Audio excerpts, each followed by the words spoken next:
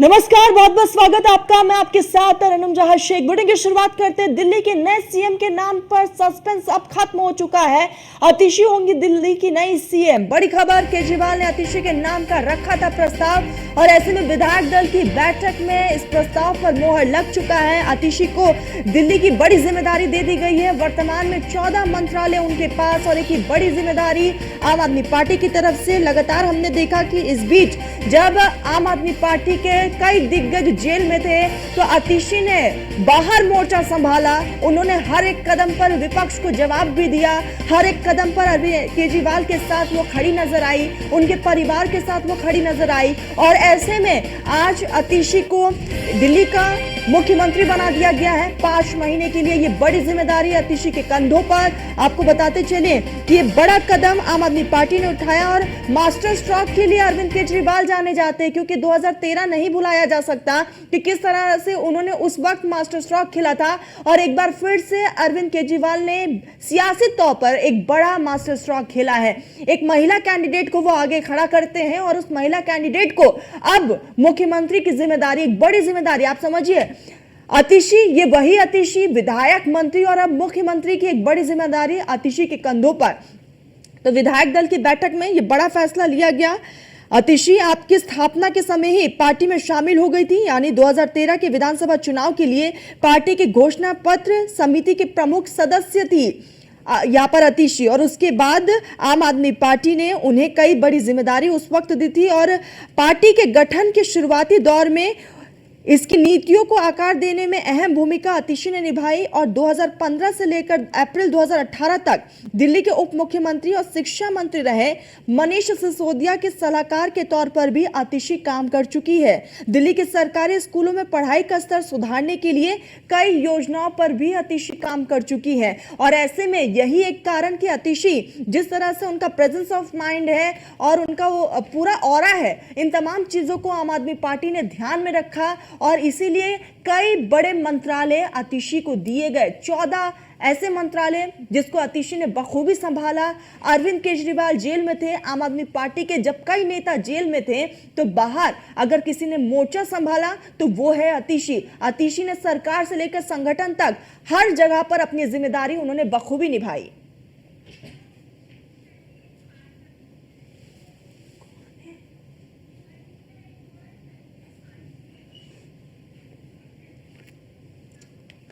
इसी बीच हमारे साथ पॉलिटिकल एक्सपर्ट सर्वेश पाठक जी जुड़ चुके हैं। सर, बहुत बहुत स्वागत है आपका।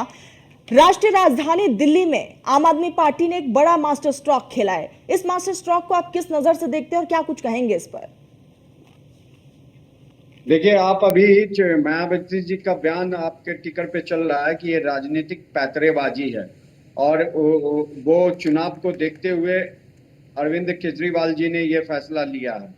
इसमें कोई दो राय नहीं है कि ये सिर्फ और सिर्फ राजनीतिक पैतरेबाजी है।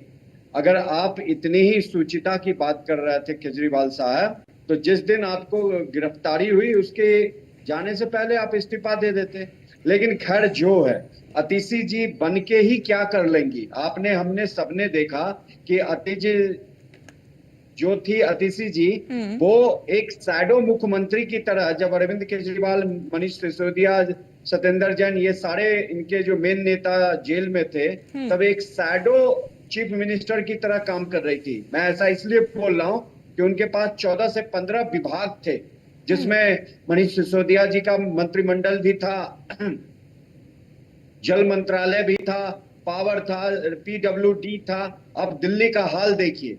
और इतने दिनों में उन्होंने न दिल्ली वाले को मई जून के मौसम में जब पानी की जरूरत थी, किल्लत थी, तो उस समस्या का निदान किया।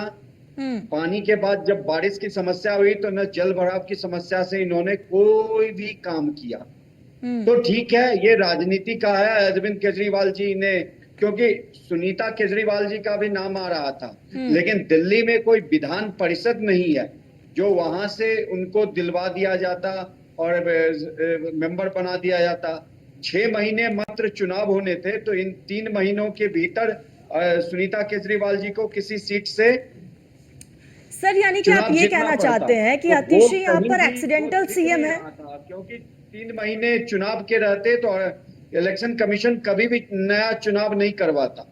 तो यहाँ पे ठीक है, एक नई पैंतरेबाजी राजनीति का जो एक हथकंडा है, आप कहिए नौटंकी अलग चल रही है दिल्ली में। जनता के परोपकार, जनता के उससे कोई लेना देना नहीं है अरविंद केजरीवाल का।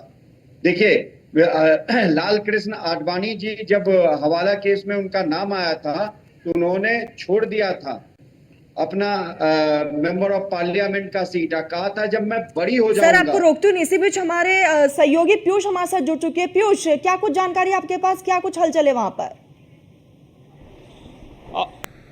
बिल्कुल, आतिशी जो है वो प्रेस कॉन्फ्रेंस कर रही हैं। आपको तस्वीरें दिखाएं कि यहाँ पर वो पहुँच चुके हैं, क्योंकि थोड़ी देर पहले उनके नाम का ऐलान हुआ है और यहाँ पे वो प्रेस कॉन्फ्रेंस कर रही हैं और सीधे तौर पे वो जानकारी दे रही हैं कि क्या कुछ आगे रणनीतियाँ रहेंगी, सरकार की क्या कुछ रणनीति रहेंगी। उनके साथ जो गोपाल राय हैं उनकी भी मौजूदगी है।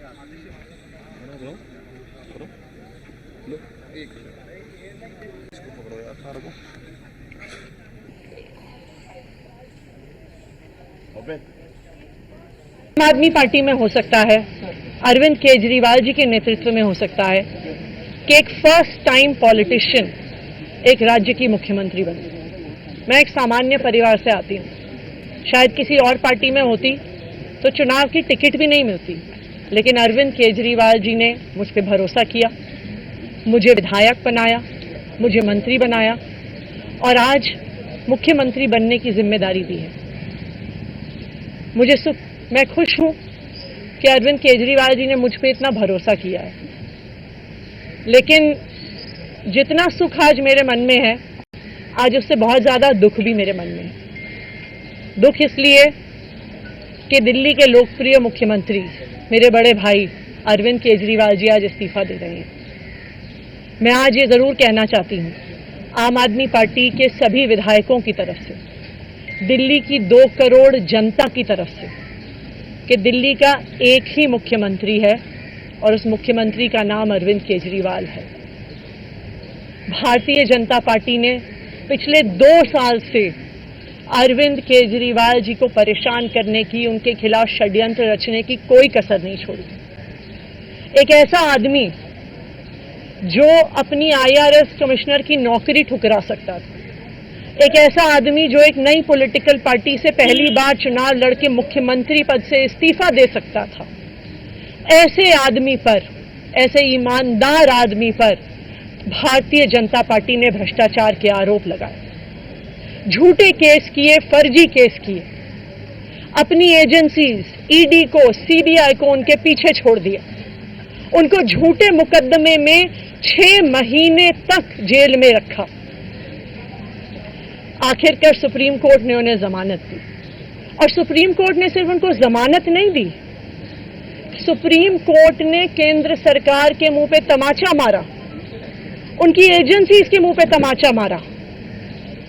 उन्हें कहा कि इनकी एजेंसीज, केंद्र सरकार की एजेंसीज एक पिंजरे में कैद तोते की तरह हैं और अरविंद केजरीवाल जी की गिरफ्तारी गलत थी।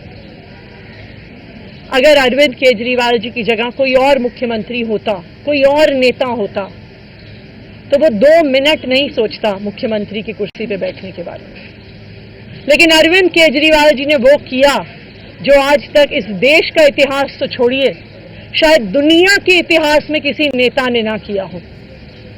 उन्होंने कहा कि मेरे लिए सिर्फ सुप्रीम कोर्ट का फैसला काफी नहीं है, मैं जनता की अदालत में जाऊंगा।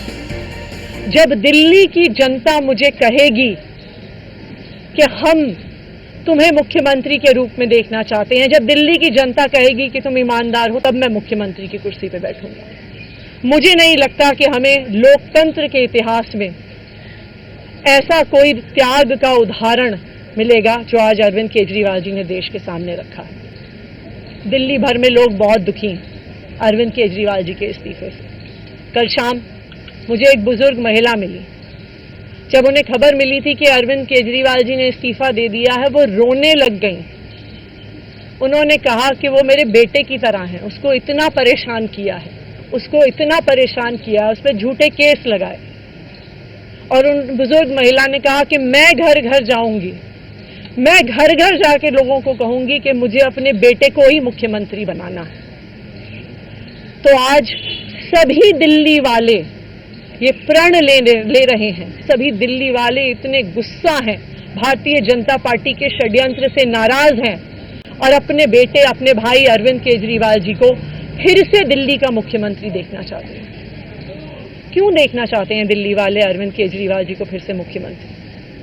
क्योंकि उन्हें पता है कि अरविंद केजरीवाल ही ऐसे ईमानदार मुख्यमंत्री हैं की वजह से उन्हें फ्री बिजली मिली। उन्हें पता है कि अगर अरविंद केजरीवाल जैसे ईमानदार व्यक्ति मुख्यमंत्री नहीं रहे तो उनको फ्री बिजली मिलनी बंद हो जाएगी। उन्हें पता है कि अरविंद केजरीवाल जैसे ईमानदार व्यक्ति अगर मुख्यमंत्री नहीं रहे तो उनके बच्चों के सरकारी स्कूल बदहाल हो जाएंगे। उनको पता है कि अरविंद केजरीवाल जैसे ईमानदार व्यक्ति अगर मुख्यमंत्री नहीं रहे तो जो अस्पतालों में, सरकारी अस्पतालों में अच्छा इलाज मिलता है, मुफ्त दवाइयां मिलती हैं, वो बंद हो जाएंगी। उन्हें पता है कि अगर अरविंद केजरीवाल जी मुख्यमंत्री नहीं रहे तो मोहल्ला क्लिनिक बंद हो जाएगी। अरविंद केजरीवाल मुख्यमंत्री नहीं रहे तो दिल्ली में महिलाओं की फ्री बस यात्रा बंद हो जाएगी, बुजुर्गों की तीर्थ यात्रा बंद हो जाएगी। क्योंकि उन्होंने देखा है कि भारतीय जनता पार्टी की 22 राज्यों में सरकार है, किसी एक राज्य में भी वो फ्री बिजली, अच्छे स्कूल, अच्छे अस्पताल, मोहल्ला क्लिनिक, फ्री बस यात्रा नहीं दे पाते हैं। और एक ईमानदार अरविंद केजरीवाल है जो दिल्ली के लोगों को इतना कुछ देता है। तो दिल्ली के लोग, आम आदमी पार्टी के विधायक और मैं अगले कुछ महीनों तक, चुनाव तक मुख्यमंत्री होने के नाते अब एक ही उद्देश्य से काम करेंगे कि हमें अरविंद केजरीवाल जी को फिर से दिल्ली का मुख्यमंत्री बनाना है। जब तक मैं इस बड़ी जिम्मेदारी को संभाल रही हूं, मेरा एक ही मकसद रहेगा। मुझे पता है कि भारतीय जनता पार्टी अपने एलजी साहब के थ्रू दिल्ली वालों के खिलाफ षड्यंत्र रचेगी। मुझे पता है कि वो दिल्ली वालों की फ्री बिजली रोकने की कोशिश करेंगे। मुझे पता है वो दिल्ली वालों के अस्पताल में फ्री दवाइयां रोकने की कोशिश करेंगे। मुझे पता है वो मोहल्ला क्लिनिक बंद करने की कोशिश करेंगे। मुझे पता है वो सरकारी स्कूलों को खराब करने की कोशिश करेंगे। तो अगले कुछ महीने तक, जब तक ये जिम्मेदारी मेरे पास है, मैं दिल्ली के लोगों की रक्षा करने की कोशिश करूंगी और अरविंद केजरीवाल जी के मार्गदर्शन में दिल्ली की सरकार चलाऊंगी। मेरा अपने सभी कार्यकर्ताओं से, सभी विधायक साथियों से, दिल्ली के लोगों से बस एक ही अनुरोध है, आप में से कोई मुझे बधाई मत दीजिएगा, आप में से कोई मुझे माला मत पहनाइएगा, क्योंकि मेरे लिए और मुझे लगता है सभी दिल्ली वालों के लिए ये एक बहुत दुख की घड़ी है कि दिल्ली के चहेते मुख्यमंत्री को आज इस्तीफा दिया है। मैं एक बार फिर अरविंद केजरीवाल जी का धन्यवाद करती हूँ जो उन्होंने मुझ पर भरोसा दिलाया, मुझ पर भरोसा दिखाया है। और मैं दिल्ली के लोगों की तरफ से फिर से एक बार ये कहूँगी कि वो जल्द ही आने वाले चुनाव के बाद अरविंद केजरीवाल जी को अपना मुख्यमंत्री देखना चाहते हैं। धन्यवाद।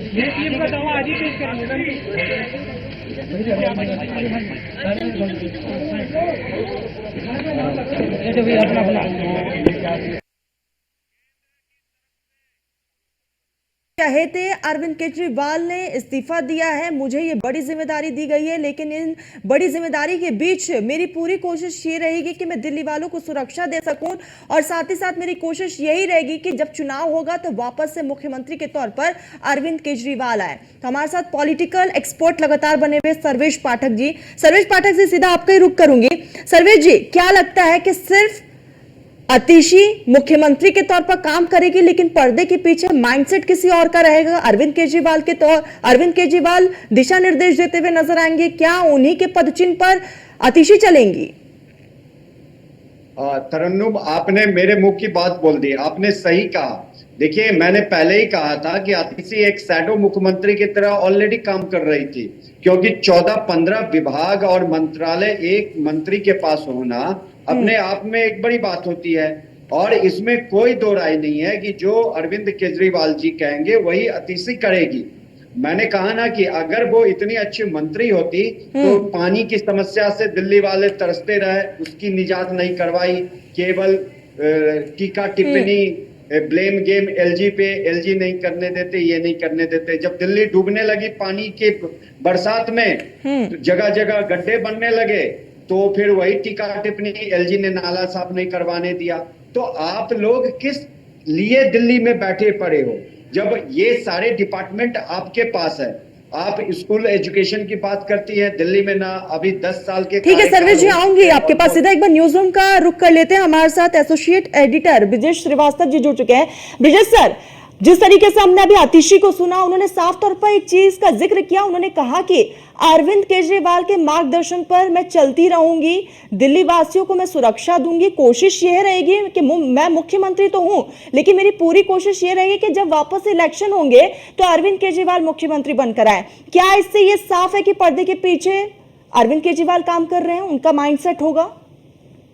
तरन्नुम, सबसे बड़ी बात यह है कि दिल्ली में वैसे भी Arvind Kejriwal CM without portfolio थे। उनके पास कोई भी पोर्टफोलियो कभी रहा ही नहीं है। अब सबसे बड़ी बात है, वैसे भी वो केवल मुख्यमंत्री आवास से अधिकारियों और मंत्रियों को इंस्ट्रक्शंस देते थे। वो काम वो आज भी करेंगे। यानी सीधे तौर पर कहा जाए तो सुपर सीएम केजरीवाल बने रहेंगे और सीएम के तौर पर आतिशी जो है अपनी पारी को आगे बढ़ाएंगी। पहले बतौर मंत्री बढ़ाती थी, अब बतौर मुख्यमंत्री बनाएंगी। तो एक तरह से आतिशी के नाम के आगे, केवल मंत्री के आगे मुख्यमंत्री जुड़ा है और कुछ बहुत ज्यादा बदलाव होता हुआ दिखाई नहीं दे रहा है।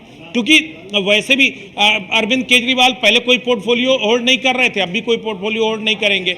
अब भी जो है वो पर्दे के पीछे से पूरी पार्टी को चलाएंगे और पहले भी पूरी पार्टी को अरविंद केजरीवाल चला रहे थे। तो ये सीधी सी बात है, लेकिन इसका मैसेज बहुत बड़ा है।